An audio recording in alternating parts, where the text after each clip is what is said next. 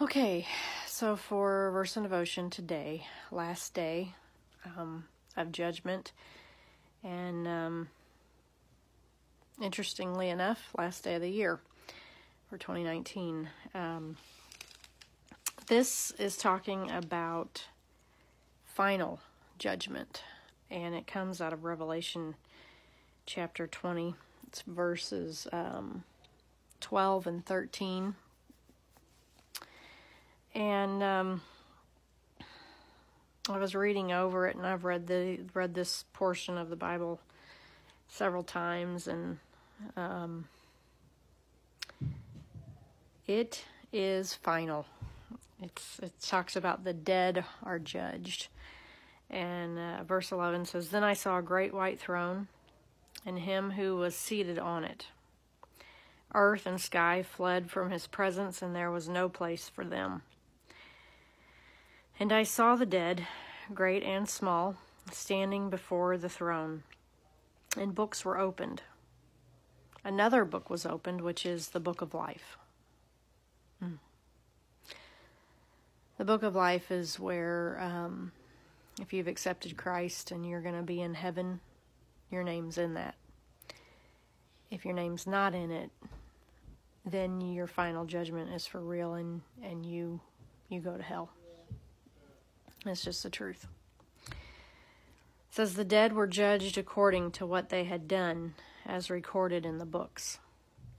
The sea gave up the dead that were in it, and death and Hades gave up the dead that were in them, and each person was judged according to what he had done. Then death and Hades were thrown into the lake of fire. The lake of fire is the second death.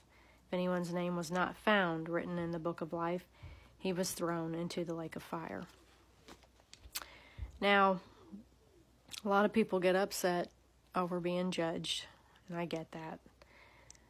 But the reality is what I just read here is truth, and it will happen someday. Revelation is future.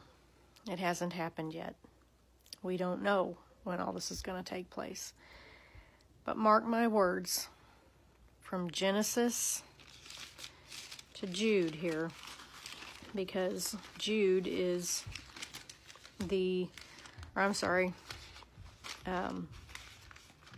I'm correct, Jude. From Genesis to Jude, the word is true, and everybody that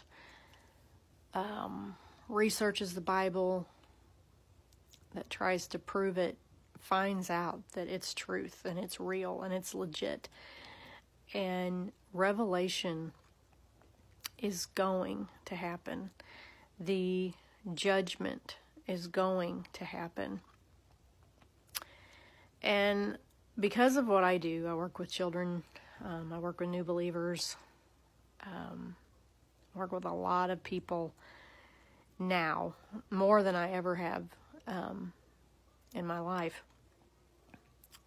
But if you don't believe in Jesus, and you don't have a relationship with him,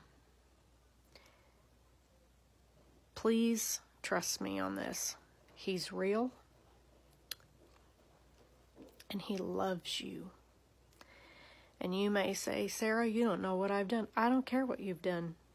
It doesn't matter what you've done. You may think you're the most worst, despicable person in the whole wide world. Well, I guarantee you, you're not. Satan's got that taken care of for you. Jesus loves you, and he loves you so much that he came here from heaven, became a literal human person, plus being God, and grew up, went and taught in all kinds of areas over in the Middle East area, and then was crucified, which is a horrid type of death. He was tortured and then crucified for you, because he loves you, and he will always love you. That's just how he works. Don't let Satan lie to you. Don't listen to his lies. Don't accept them. He is a liar. God is love. And Jesus loves you and died for you so that you can escape this type of judgment.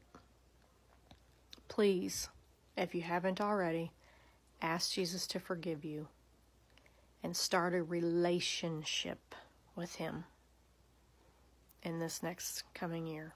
It will change your life, I promise, if you do it every day.